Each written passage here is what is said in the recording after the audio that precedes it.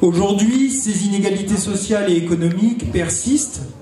On peut même raisonnablement penser qu'elles seront aggravées par la réforme de l'assurance chômage, dont tous les effets ne sont pas encore matérialisés, et par la réforme des retraites en cours.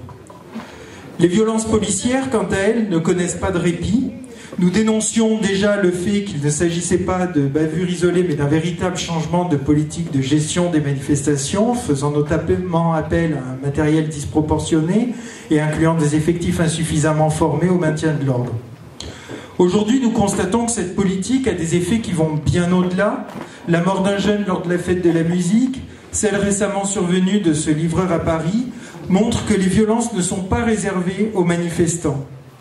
L'accumulation des cas indique quant à elle qu'il ne s'agit pas non plus de bavures isolées, mais bien d'une nouvelle donne dans le travail des policiers et des gendarmes. Et ce n'est pas simplement le climat actuel qui nous préoccupe, c'est aussi tout ce qu'il porte en lui de régression pour l'avenir. Nous sommes infiniment inquiets de cette masse de droits acquis dans la lutte au cours des siècles qui disparaît. Il faut être honnête, cette disparition a commencé bien avant l'arrivée au pouvoir d'Emmanuel Macron. Mais l'inflexion, l'accélération que nous constatons aujourd'hui est brutale. Le haut-commissaire des Nations Unies aux droits de l'homme s'est préoccupé de ces violences l'an dernier et le gouvernement y a opposé une fin de non-recevoir. Nous ne sommes pas le Soudan, le Zimbabwe ou Haïti, s'est offusqué le ministre de l'Intérieur. Certes, pour autant, sommes-nous dans une démocratie apaisée quand le gouvernement utilise la violence pour dissuader de manifester, utilise des armes qui mutilent pour faire taire la contestation, en rend l'usage routinier? Certainement pas. Les réponses du ministre de l'Intérieur, du gouvernement et de la présidence de la République ne nous satisfont pas. Le bilan humain est très lourd. Nous en sommes à plus de 2500 blessés chez les manifestants, sans doute presque 3000, 1800 parmi les forces de l'ordre, 24 éborgnés, 4 mains arrachées, etc., etc. C'est un triple problème. Le matériel quasi-militaire qui équipe les forces de police est disproportionné, au point que certains policiers se sont même blessés avec. Et les blessures provoquées par les grenades de désencerclement et les flashballs sont nettement plus graves que celles occasionnées par le matériel conventionnel. Mais ce n'est pas qu'une question de matériel, c'est aussi une question d'objectifs politiques, de doctrine de maintien de l'ordre. Là où d'autres gouvernements avaient cherché la désescalade, je pense notamment aux émeutes de 2005 dans les banlieues, celui-ci va à l'affrontement. Et puis au-delà, bien sûr, il y a une surdité à l'égard des revendications sociales et économiques. On voit bien à l'heure actuelle comment se déroule la réforme des retraites. Le gouvernement n'est pas prêt à ouvrir de réelles négociations avec les partenaires sociaux, de la même manière qu'il était sourd aux revendications des Gilets jaunes l'an dernier jusqu'à ce que les événements dégénèrent.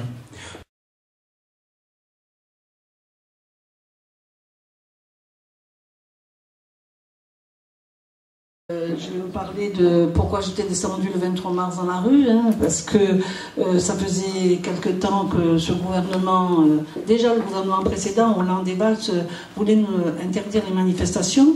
Et puis, j'ai vu que Macron détricotait le code du travail, qu'il y avait des gens qui étaient blessés dans les manifestations et tout ça. Et le 23 mars, quand ils ont interdit qu'on descende manifester à Nice, j'ai dit non, là ça va quoi. Donc je suis descendue manifester ce jour-là pour justement demander la liberté de manifester, qui est un droit constitutionnel. Il y avait plus de forces de police que de manifestants. Ils nous avaient mis en 3 groupes, enfin bon, je ne vais pas tout raconter. Ce qui s'est trouvé, c'est que on allait partir, avec mes copines, on allait partir. D'ailleurs, mes copines étaient à 3-4 mètres de moi, on allait partir. Et je me suis réveillée aux urgences. Je ne sais pas ce qui s'est passé. Je ne sais pas, parce qu'il faut vous dire que tout était calme, qu'il ne se passait absolument rien, à part moi qui criais « Liberté de manifester » avec mon drapeau de la paix. C'est vrai que j'ai fait un dernier tour de manège. Et que, voilà, j'ai pas entendu les sommations. Il paraît qu'il y a eu des sommations, je ne les ai pas entendues. Je vous dis, je suis restée 7 heures en état d'inconscience. Et arrivée à l'hôpital, on a prévenu mes filles. Les docteurs ont dit que j'allais mourir, et que si je ne mourais pas, je serais un légume à vie. Je saignais par le nez, par les oreilles, par la bouche.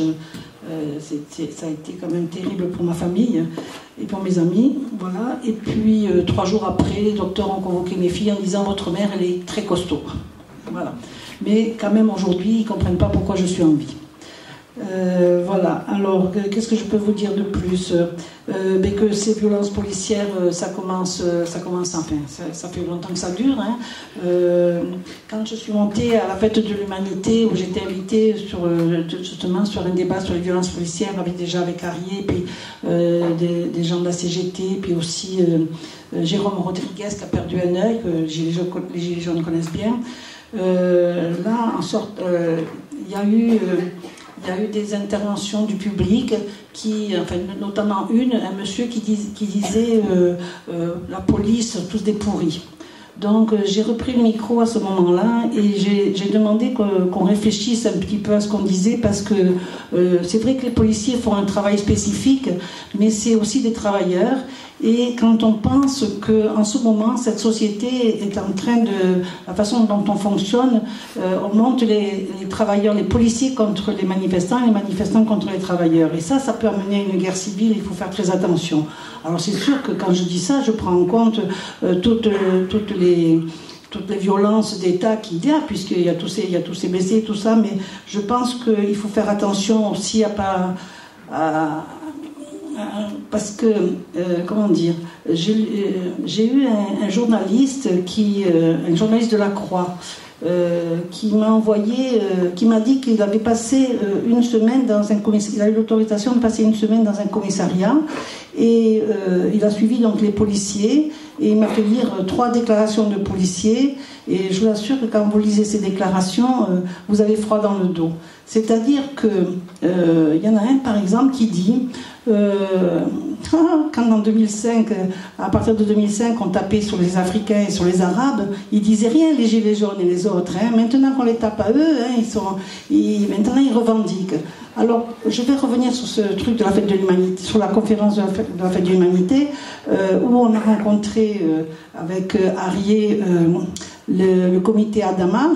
Vous savez que ce jeune Adama, il a été étouffé par 3 gendarmes qui l'ont plaqué à terre, qui faisaient 280 kilos quand même, les 3. Hein. Donc, ils l'ont étouffé. Et justement, la famille Adama se bat, ils ont monté un comité, ils se battent pour faire reconnaître que... et là, si vous voulez, j'ai parlé aussi avec Assa, la sœur de celui qui est mort, et donc elle me disait que les violences policières dans les quartiers, elles ont commencé en 2005. Et je trouve qu'on a une responsabilité, les gens de gauche, parce que quand ça se passait dans les banlieues, on s'en est pas vraiment trop occupé. Et je crois que maintenant, il faut quand même commencer à faire ce travail de pourquoi. Pourquoi on sait, quand c'était les Maghrébins, les Africains, pourquoi on s'en est pas plus occupé que ça. Voilà, donc je dis ça.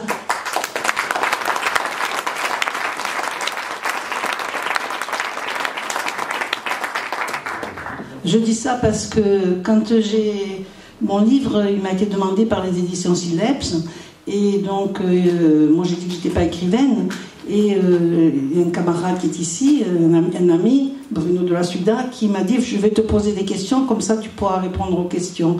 Et quand je suis arrivée à la question 4, c'est: pourquoi as-tu en gros bénéficié de tant de solidarité alors que d'autres n'ont pas bénéficié comme toi? Et ça a été très difficile pour moi de répondre, parce que justement, déjà les 2 mois d'hôpital, je n'arrivais pas à comprendre qu'est-ce qui se passait autour de moi. Puis après, j'avais beau réfléchir, bon, les copains me disaient: il faut que tu acceptes, mais vous savez, c'est dur. Alors j'en suis arrivée à me poser la question: est-ce que c'est parce que je suis blanche? Vous voyez, quand on voit ce qui est dans les banlieues depuis 2005, on n'a rien fait de bien, quoi. Enfin, voilà. Excusez-moi, j'ai rien préparé, parce que je ne savais pas exactement qu'est-ce que les copains voulaient. Écoutez, sur mon livre, j'ai fini par accepter de l'écrire, parce que j'ai demandé quel était l'objectif de ce livre, et les éditeurs m'ont pas donné d'objectif, et je me suis donné un objectif moi-même, d'essayer d'éveiller les consciences, de dire aux gens qu'ils ne sont pas rien. ils sont importants, chaque personne est importante. Dire que si on se met tous ensemble, on va y arriver.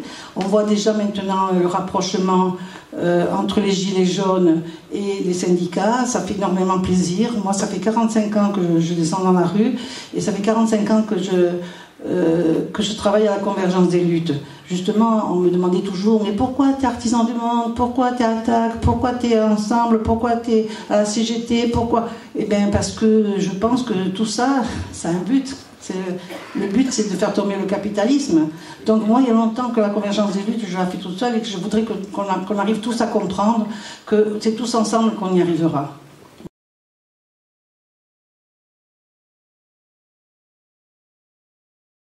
Tout le monde, en fait, aujourd'hui, est concerné par les violences policières. Alors moi, je n'utilise plus le terme, d'ailleurs, comme Geneviève, je n'utilise plus le terme violence policière. Et d'ailleurs, je suis un peu d'accord avec Castaner, les violences policières, ça n'existe pas. Ce ne sont pas des violences policières, ce sont des violences d'État.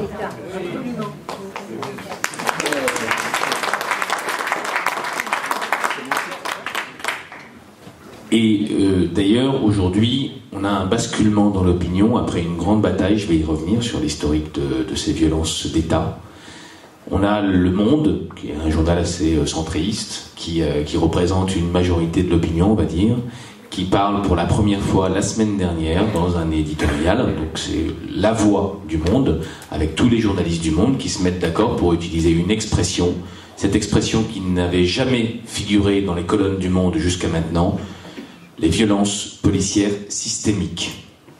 Ça veut dire une chose, ça veut dire que ces violences policières font système, qu'elles émanent de l'État et qu'il y a une volonté délibérée d'utiliser les violences policières comme d'un outil de gouvernement. Comment est-ce qu'on en est arrivé là? Comment est-ce qu'on en est arrivé à pousser une dame extraordinaire qui a passé toute sa vie à militer pour les plus belles causes, pour autrui, pour toutes les causes, parce qu'elle est de toutes les causes, Geneviève. Comment est-ce qu'on en est arrivé à avoir un policier qui est là au service du public, à son service, pas au service de l'État, hein. Le policier, il est au service du public, et donc de ces Geneviève Leguet et de tous les militants et de tous ceux qui sont dans la rue et de tout le monde. Comment est-ce qu'on en est arrivé à voir un policier pousser une dame aussi charmante et lui causer autant de blessures au risque de sa vie?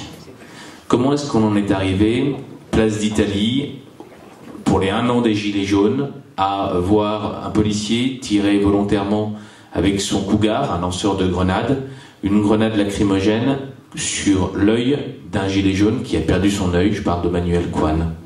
Et ça a été d'ailleurs totalement démontré par Le Monde, qui a illustré et vu le tir lui-même de grenade qui arrivait sur son œil.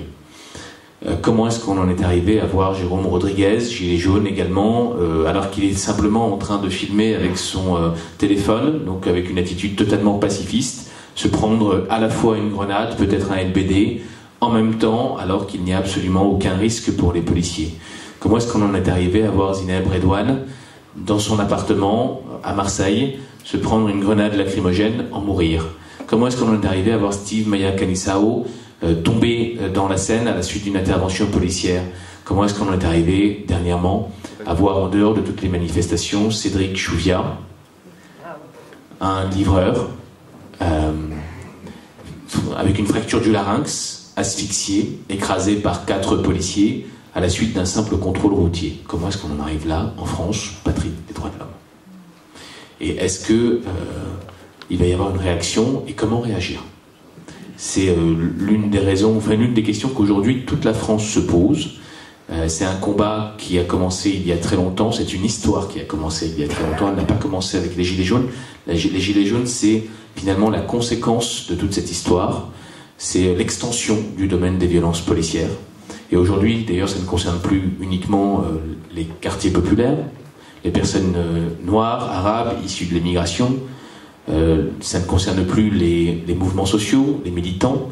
Ça ne concerne plus uniquement les Gilets jaunes, ça concerne absolument toute la population française. Ça a commencé, des violences, il y en a toujours eu. Hein. dans les manifestations, parce que c'est dans ces manifestations que c'est le plus visible aujourd'hui et que ça a rendu visible les violences policières. Il y en a toujours eu dans les mouvements ouvriers. Il y a eu des violences, des ouvriers, mais également de la police. Dans les manifestations dans les années 70 d'écolo, je pense au décès de Vital Michalon à Creys-Melville, lorsque les écolos militaient contre la construction de Superphénix. Vital Michalon est mort des suites de l'explosion d'une grenade dite OFF-1 qui lui a explosé près du thorax et qui a explosé ses poumons, tiré par les gendarmes ou les CRS. Et puis on retrouve cette même grenade en 2014, exactement la même, une grenade tirée. Il faut comprendre que ce sont du matériel, c'est du matériel militaire dont on parle, hein, dans les mouvements sociaux, dans les manifestations. Je vais vous faire un petit peu rapidement la liste des différentes armes qui sont utilisées par les policiers ou les gendarmes. Mais pour préciser ce qui a tué Vital Michalon et qui a tué en 2014 Rémi Fraisse, une grenade, la même grenade, qui a tué Rémi Fraisse sur le site de Sivins, alors qu'il venait simplement pour voir ce qui se passait, pourquoi il y avait autant de bruit et pourquoi on tirait autant de grenades sur des militants zadistes, des militants écolos. Et il a été tué sur le champ, sur le coup, parce que une grenade a été tirée en pleine nuit sur lui par un gendarme. Cette grenade, elle contient, il faut bien comprendre, ce qu'on tire sur des civils. Elle contient 70 grammes de TNT. C'est un explosif. Pur, dur.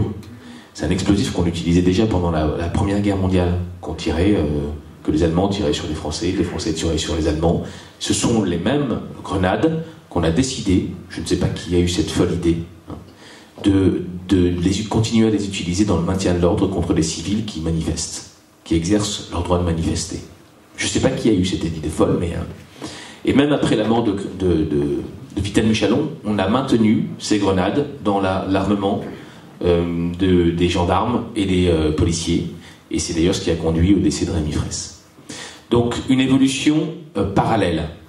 Il y a évidemment ces violences policières qui sont moins nombreuses qu'aujourd'hui, bien évidemment, hein, mais qui existent et qui tuent déjà à l'époque.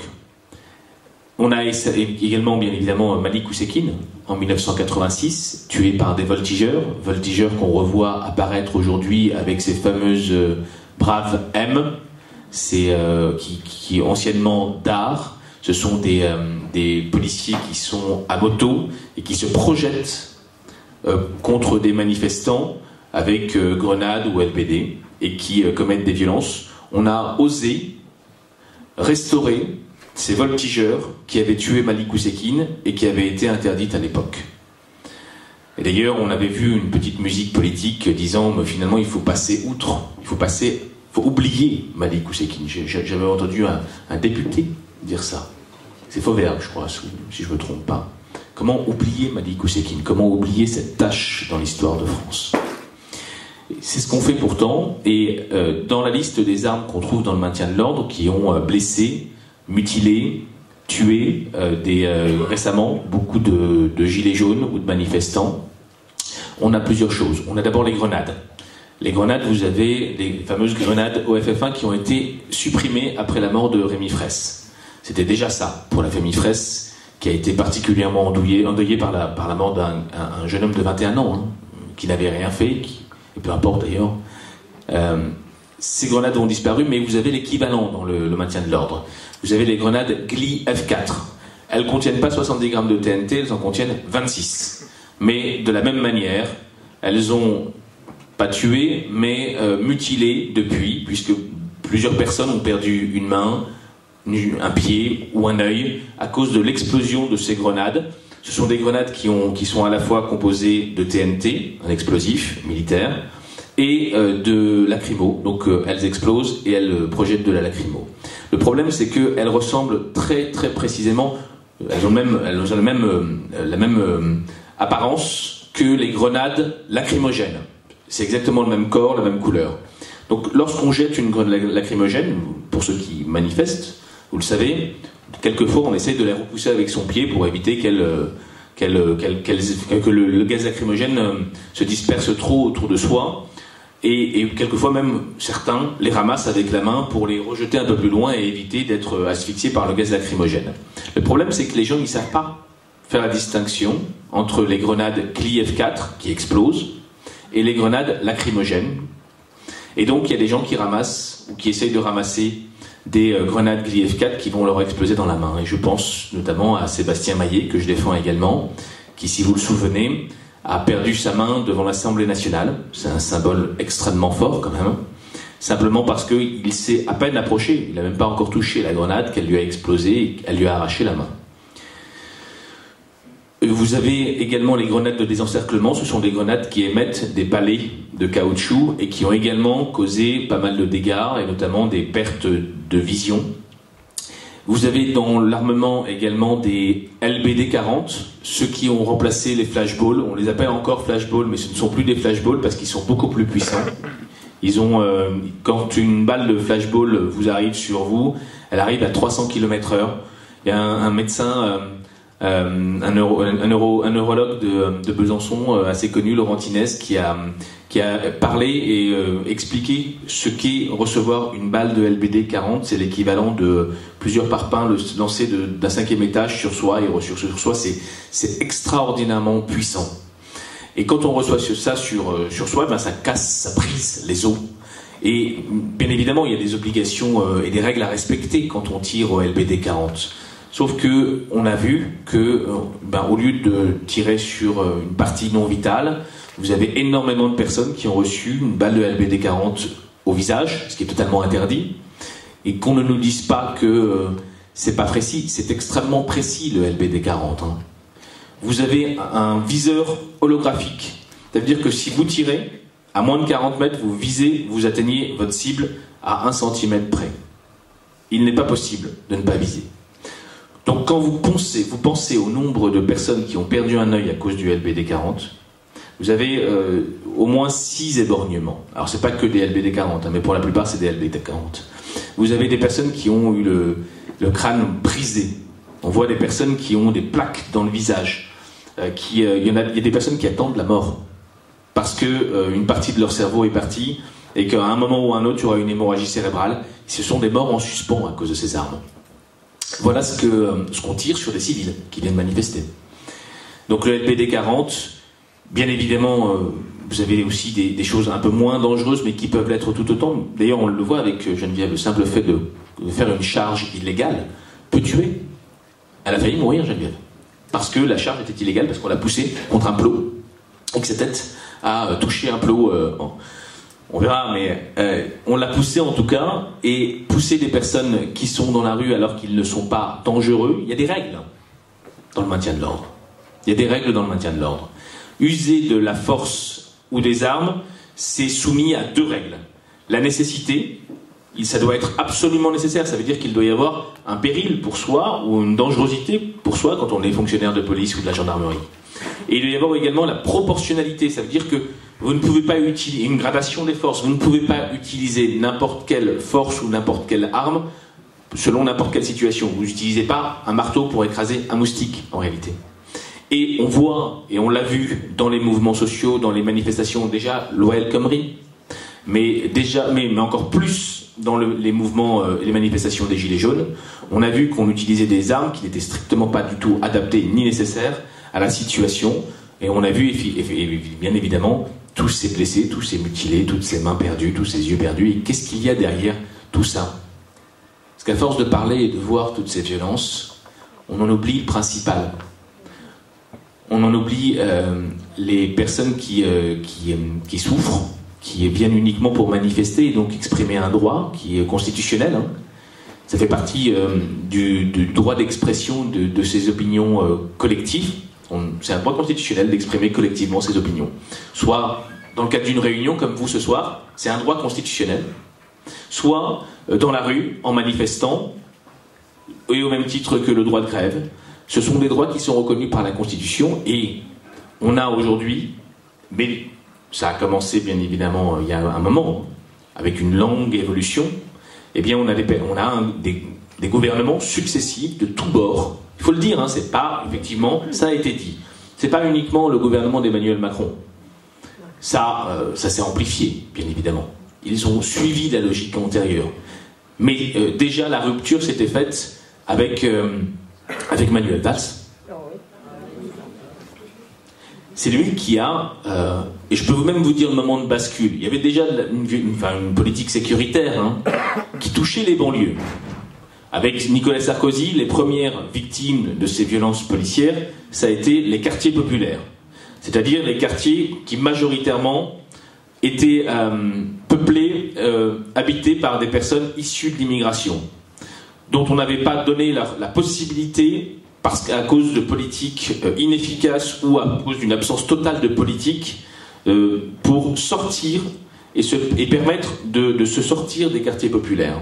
On a, pendant très longtemps, pendant des décennies, depuis les premières immigrations du Maghreb, on a laissé pourrir des personnes sans leur donner une possibilité d'ascension sociale, sans leur donner la possibilité de sortir de ces quartiers, en créant des ghettos sociaux.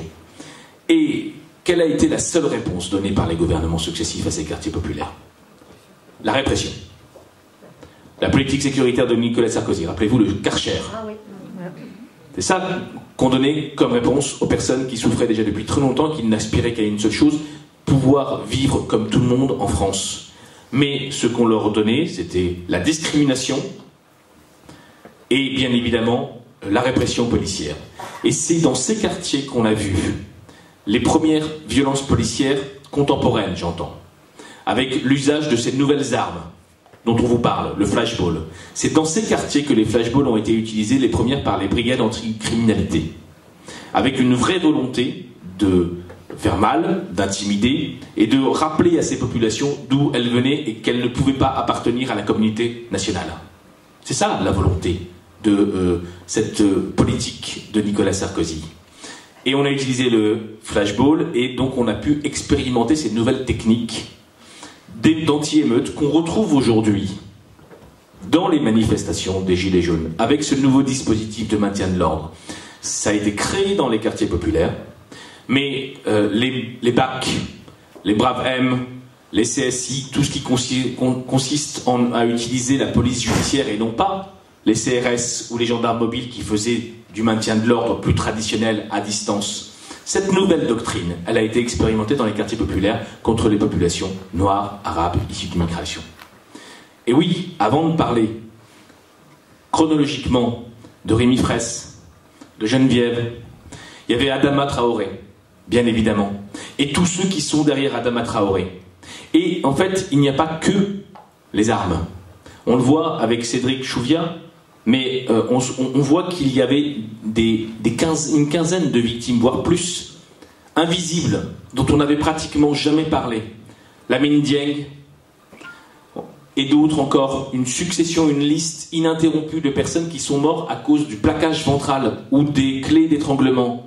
Vous savez, on n'a pas besoin, quand on est policier, d'une arme, de poing ou bien d'un flashball pour tuer quelqu'un. Et dans les quartiers populaires, beaucoup sont morts parce qu'ils étaient interpellés à la suite d'un contrôle, souvent des contrôles au faciès, des contrôles vraiment violents, où on écrasait, avec la technique du plaquage ventral, au sol, en se mettant à 3 ou 4 personnes. C'est pas la première fois qu'on en entend parler. Il y en a eu énormément. Et à chaque fois, pratiquement à chaque fois, on a eu un traitement judiciaire inique. D'abord parce qu'il y avait une invisibilisation des quartiers populaires. Si on parle aujourd'hui des violences policières, c'est parce que, eh bien, ça a commencé là, mais aujourd'hui ça concerne tout le monde.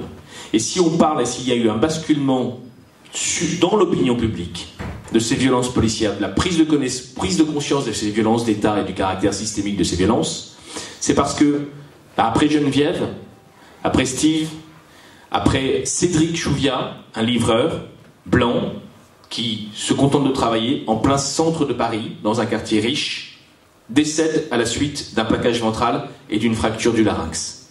Parce qu'il y a une identification sociologique, mais aussi parce qu'il y a des vidéos. Et les vidéos, ça a transformé la vision globale. Ça a permis de rendre visible ce qui existait déjà depuis longtemps. Et sachez qu'il y a beaucoup de morts dont on ne connaît pas le nom, des morts inconnues, du fait de la police. Et tout le combat que nous menons aujourd'hui, c'est aussi pour rendre hommage à toutes ces victimes inconnues. Je vais vous parler du traitement judiciaire de ces violences policières, parce que ça nous concerne tous les jours, avec Geneviève, mais avec toutes les victimes, des gilets jaunes qui ont perdu un œil, une main, et à tous ceux qu'on défend, avec notamment la Ligue des droits de l'homme. Le traitement judiciaire, il est compliqué. Pourquoi ? Parce que ce sont les policiers qui enquêtent sur des policiers. Comme vous le savez, il y a des services spéciaux qui sont désignés par le procureur de la République lorsqu'il y a une violence policière ou une violence d'État qui est commise. Ces services, c'est l'Inspection Générale de la Police Nationale, IGPN. Et pour les gendarmes, c'est l'Inspection Générale de la Gendarmerie Nationale, IGGN. Quand on y réfléchit 2 secondes, on se dit, mais comment ça se fait que des policiers enquêtent sur des policiers ? En France, c'est comme ça que ça se passe. Ce sont des policiers qui enquêtent sur des policiers et des gendarmes qui enquêtent sur des gendarmes. Et croyez bien, et moi je peux vous le dire parce que j'ai quand même un peu d'expérience sur ces dossiers, ça fait 17 ans que je les traite. Les enquêtes menées par l'IGPN et par l'IGGN, ce ne sont pas des enquêtes pour permettre d'aboutir à la vérité. Ce sont des enquêtes pour étouffer et faire disparaître la vérité. Je n'ai aucun mal à le dire parce que je peux le montrer ligne par ligne, acte par acte par non-acte dans ces enquêtes. Il y a une vraie volonté d'étouffer ces violences policières lorsqu'elles sont commises. J'ai vu ça dans le dossier de Rémi Fraisse, mais je l'ai vu dans tous les dossiers. Systématiquement les mêmes mécaniques visant à éteindre. Mais alors, avant même l'IGPN, et on l'a vu d'ailleurs dans le dossier de Geneviève, et je vais rapidement vous parler de la façon dont on peut s'en sortir. Et quelles sont les techniques qu'on a développées avec la Ligue des droits de l'homme, avec toutes les associations qui luttent contre ces violences, avec les avocats. Il y a de plus en plus d'avocats qui se battent et qui défendent des personnes contre les violences policières. Il y a des techniques qui ont été développées. Ce qu'il faut bien comprendre, c'est que quand il y a une violence policière, et notamment lorsqu'il y a une vidéo, ou quand on n'a pas encore de vidéo mais qu'il peut y en avoir, on a exactement 48 heures. Comme pour un kidnapping. On a 48 heures pour faire ce qu'il faut faire pour trouver les preuves et éviter que cette affaire ne soit enterrée. Quand elle est enterrée, je dis bien enterrée, elle est enterrée d'abord d'un point de vue de la communication. Dans le dossier de Geneviève, rappelez-vous, le jour de l'agression de Geneviève, on a Emmanuel Macron, ça monte, Christian Estrosi, Castaner, le procureur de la République de Nice, qui disent tous la même chose, qu'elle n'a pas été touchée par un policier et qu'elle est tombée toute seule, voire peut-être poussée par un journaliste. On va aller dans sa chambre d'hôpital. Des policiers, on va apprendre plus tard que c'est la femme, la conjointe du policier qui a ordonné la charge, qui va aller dans sa chambre d'hôpital avec d'autres pour lui faire dire, alors qu'elle est à peine réveillée et qu'elle a subi un traumatisme qui aurait pu la tuer, le lendemain, pour lui faire dire et lui faire signer que c'était un journaliste qui l'avait poussé. Bah, vous vous rendez compte de là où on va. Bah, on va désigner, bien évidemment, le procureur de la République va désigner la conjointe, en connaissance de cause, il le dira lui-même, la conjointe de Souchi, le commandant de police qui a ordonné la charge pour mener l'enquête. Enfin, c'est même plus du conflit d'intérêts. C'est de la corruption judiciaire, si on peut le dire. Et puis on a un mensonge, parce que le procureur va reconnaître in fine, mais comment ? Bah, avec l'appel à témoins. Donc on a développé une technique qui est celle de l'appel à témoins et qui fonctionne. Alors c'est compliqué des appels à témoins, ça implique d'avoir déjà des réseaux sociaux et on utilise Twitter. Pour Geneviève, on a utilisé Twitter. J'ai fait un petit message le lendemain de ce qui était arrivé avec les images qu'on avait trouvées sur CNews ou sur LCI ou sur BFM, des images qu'ils avaient passées sans même se rendre compte de ce qu'il passait, ou bien en ne voulant pas voir ce qu'il passait, ou même des fois en les supprimant rapidement. Mais toujours est-il que les images, ça reste. Et on peut les utiliser et on voyait une main pousser quelqu'un. Et quand on comparait avec d'autres images, on voyait que c'était un policier qui poussait Geneviève. Donc on montre ça.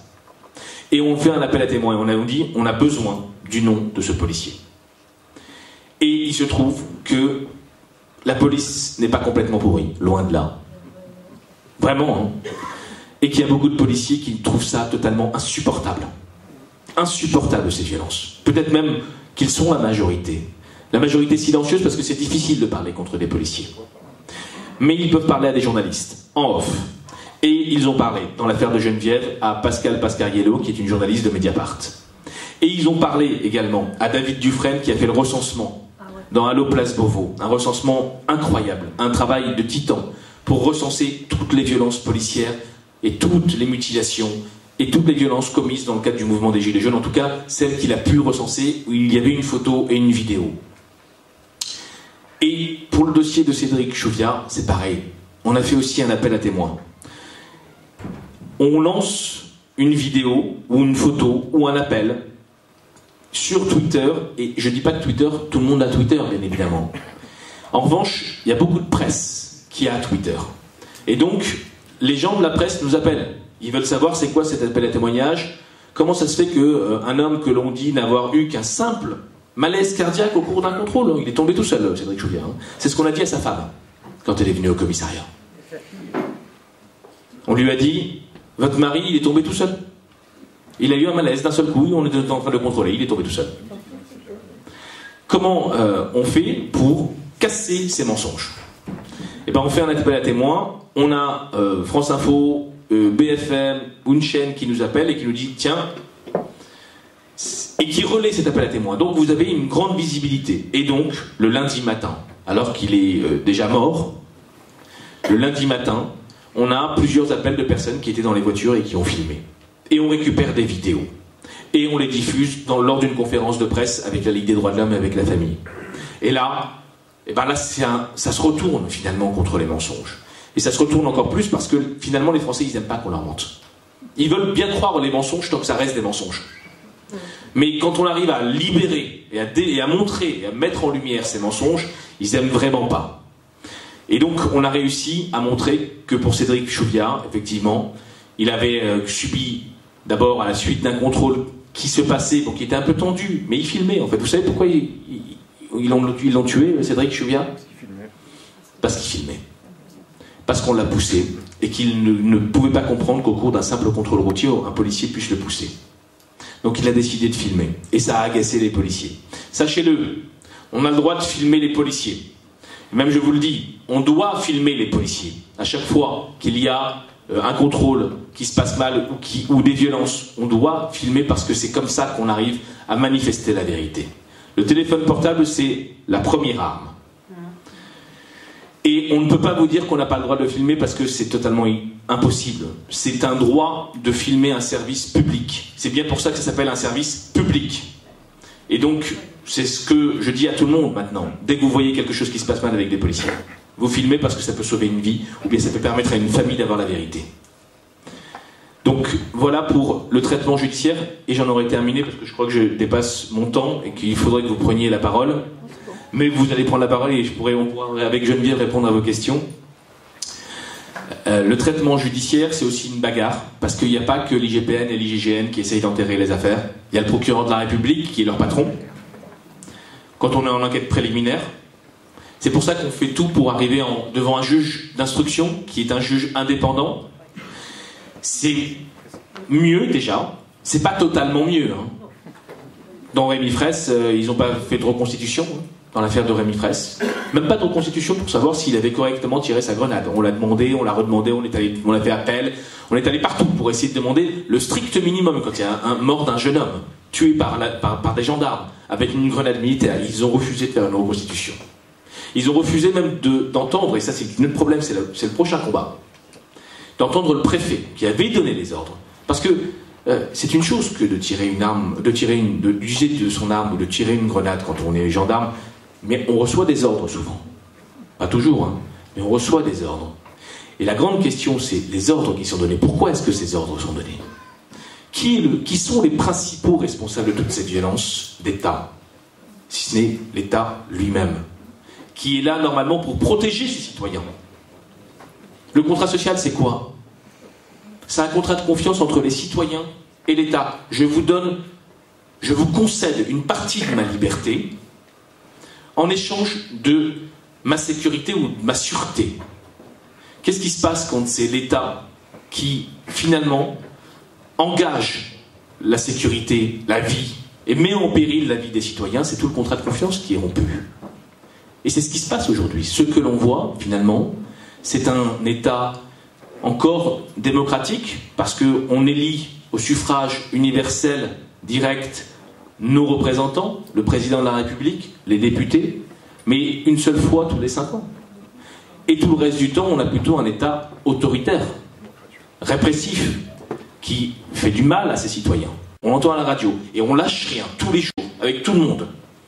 Maintenant, il faut que ça passe dans les faits, que la communication de M. Castaner ou de M. Macron cesse, et qu'ils prennent des actes, et si ce n'est pas eux qui les prennent, eh ben on demandera aux juges de prendre ces décisions et de condamner tous ceux qui sont à l'origine de la souffrance de tous ces hommes, de toutes ces femmes, de toutes ces familles.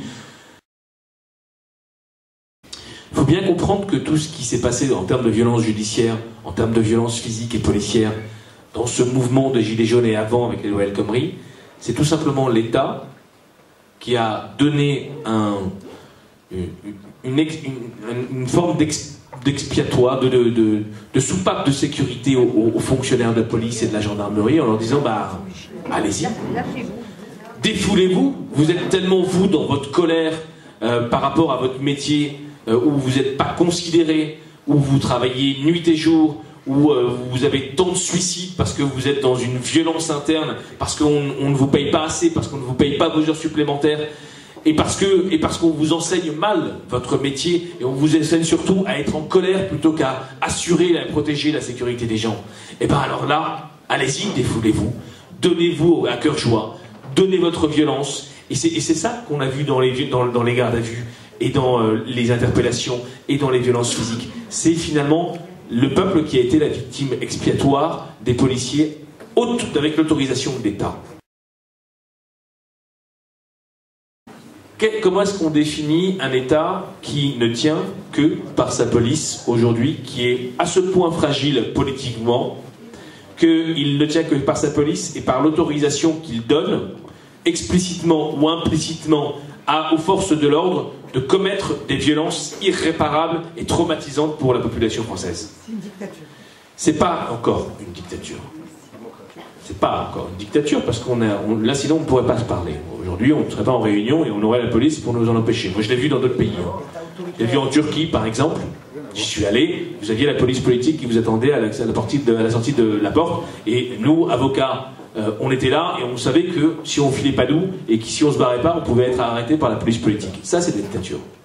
Faut appeler un chat, mais il faut être modéré dans ses propos. En revanche, si c'est une démocratie, parce qu'il y a effectivement toujours le suffrage, comment on élit ses représentants, il y a le mode d'exercice du pouvoir, qui est effectivement un mode autoritaire, violent, et ça, les mots doivent être dits, et effectivement, dans la gradation d'un intellectuel comme Juan Linz, qui a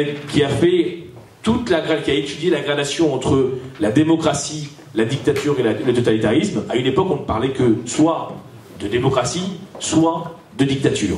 Il a étudié toute la gradation de modes d'exercice du pouvoir qui pouvaient exister, et ce que l'on voit, pour donner un peu plus de hauteur, ou de largeur plutôt au niveau géographique, en Europe, pas en Turquie ou ailleurs, en Europe, ce que l'on voit, c'est la Hongrie de Orban, la Pologne, on voit l'Italie de Salvini, la France, patrie des droits de l'homme, qui sont devenus effectivement ce qu'on peut appeler des démocratures, ou des démocraties autoritaires. C'est le nouveau mode d'exercice du pouvoir, mais malheureusement, c'est un exercice du pouvoir qui se développe, et pas que en Europe. Aux États-Unis, au Brésil. Au Brésil, on se rapproche de plus en plus de la dictature. Au Chili, on revoit ce que l'on ne pensait pas pouvoir voir dans des pays qui s'étaient civilisés d'un point de vue politique. Et effectivement, le combat, il va être lourd. Et ce qui peut se passer, pour finir, en 2022, c'est un enjeu majeur. Moi, je vous le dis, je pense que le Front National, le Rassemblement National peut passer, peut prendre le pouvoir. Et tout le monde le sait. Alors, évidemment, on va pas voter pour l'autre. Et on ne prendra pas forcément... les gens ne voteront plus pour l'autre parce qu'il y a en face... Donc il faut se dire qu'on peut rentrer dans une période noire à nouveau pour la France. Déjà qu'elle est noire, mais là...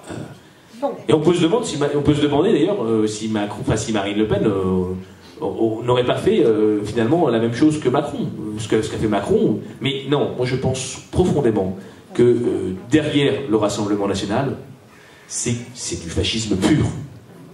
Que pour l'instant il se présente de manière un peu plus sobre, mais qu'il y a le fascisme pur qui attend au tournant la France en 2022. Et c'est pour ça que, au-delà, pour finir, il y a un enjeu politique majeur. C'est aussi celui des élections. Et où tout le monde, tous ceux qui se sentent d'une sensibilité, d'une fibre de gauche, quelle que soit cette sensibilité, quelles que soient les divergences qui peuvent exister entre tous les mouvements de gauche, et Dieu sait qu'il y en a. Il y en a énormément. Ah ouais. Il y a énormément de divergences. Et on se tire tous dans les pattes. Tous les jours. Mais il y a un moment où, pour éviter le fascisme et la peste brune, on ne va pas avoir le choix. Il va falloir se parler. D'abord se parler. D'abord se parler.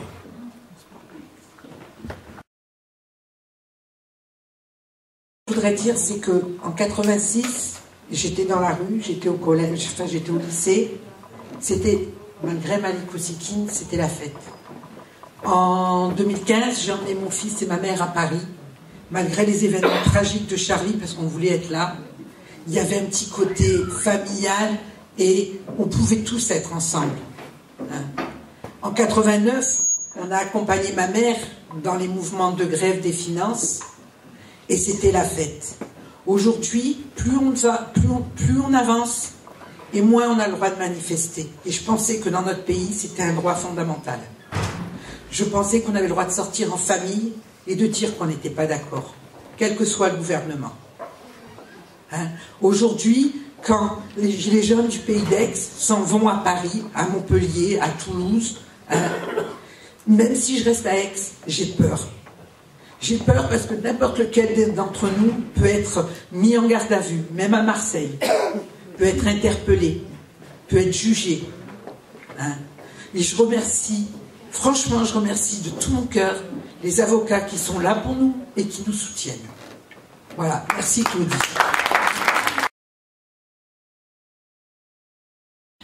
On a connu la violence aussi par la maltraitance en garde à vue.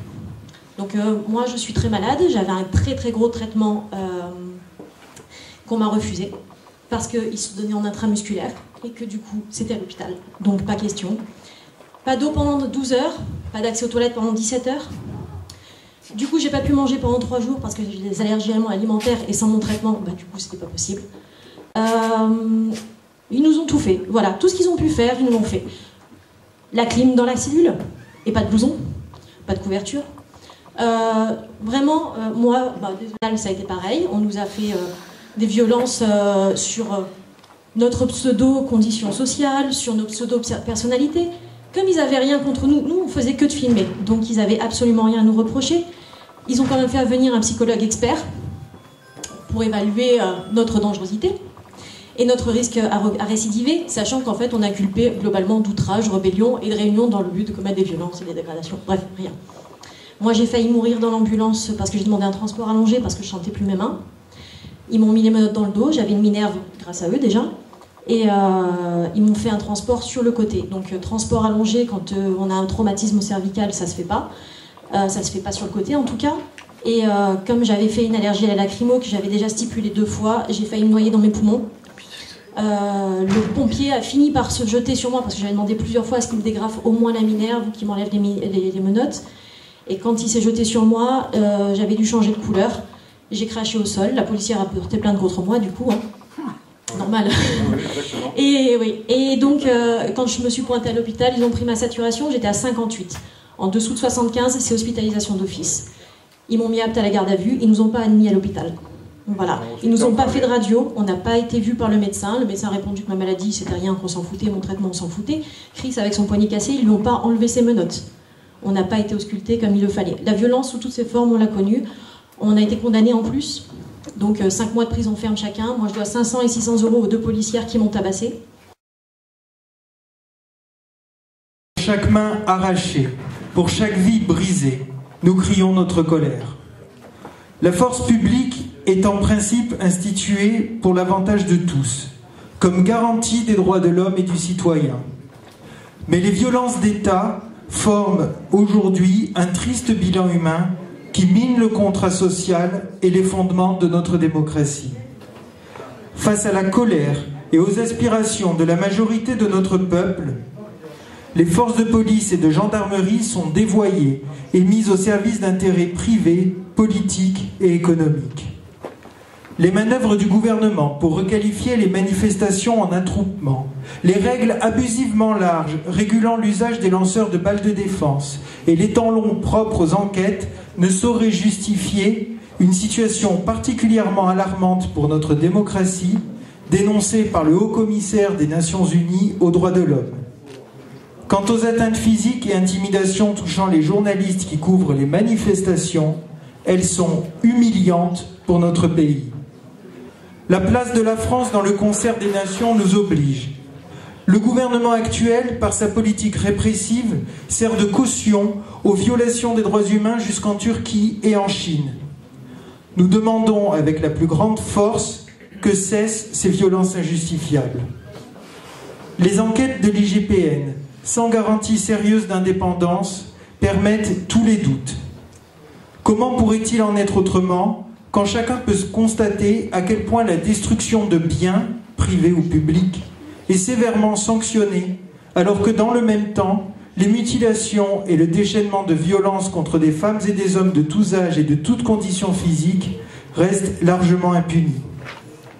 L'application méthodique avec laquelle le gouvernement tolère, voire encourage ces violations et arrangements répétés avec la loi est insupportable.